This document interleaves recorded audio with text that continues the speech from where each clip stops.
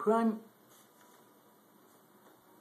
Minister Nouri Kamal al-Maliki of Iraq is drawing the wrong lessons from the upheavals in the Arab world.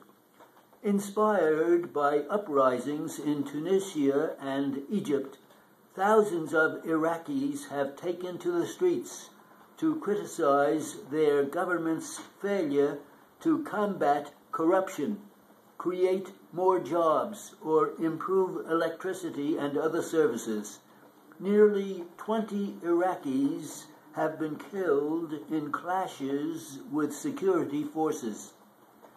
Instead of taking responsibility, Mr. Maliki charged that the protests were organized by terrorists.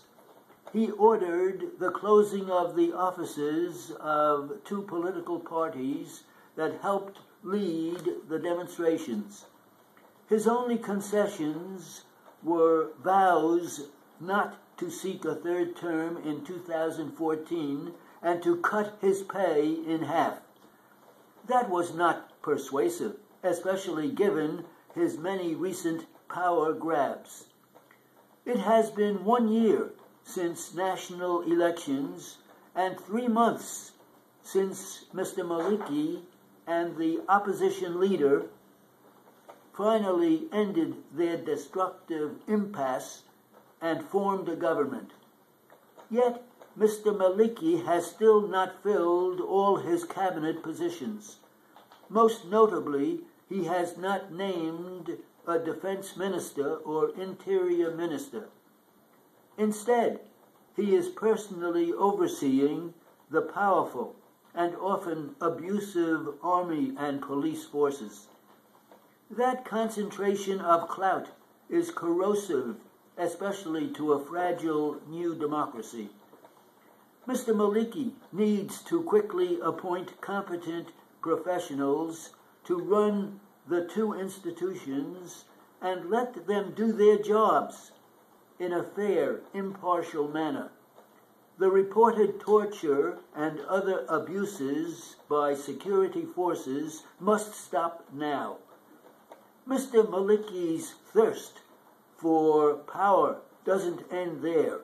In January, Iraqi's highest court, which is far too cozy with the Prime Minister, agreed to let him take control of 3 formerly independent agencies that run the central bank, conduct elections, and investigate corruption. Last week, the court issued a clarification insisting the agencies would remain independent.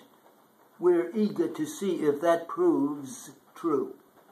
6 months earlier, the court, at Mr. Maliki's request, ruled that only the Prime Minister or his cabinet, not members of Parliament, could propose legislation. Democracy requires checks and balances. They are fast disappearing in Iraq. It's reassuring to see so many young people willing to criticize their government without picking up guns.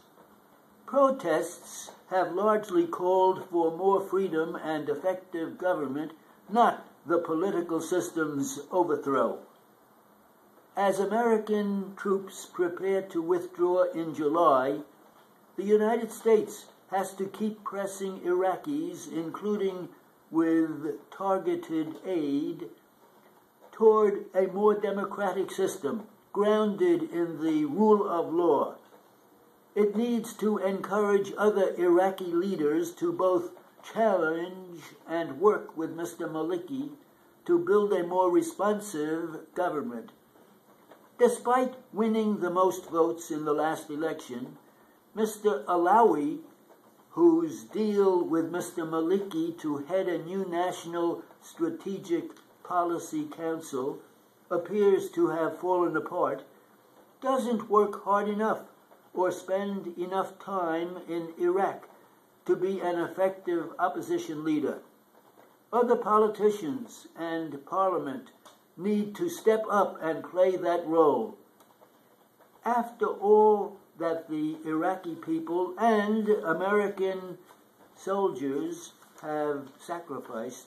Iraq's democracy must not be allowed to falter because of Mr. Maliki's ambitions or the passivity of other leaders.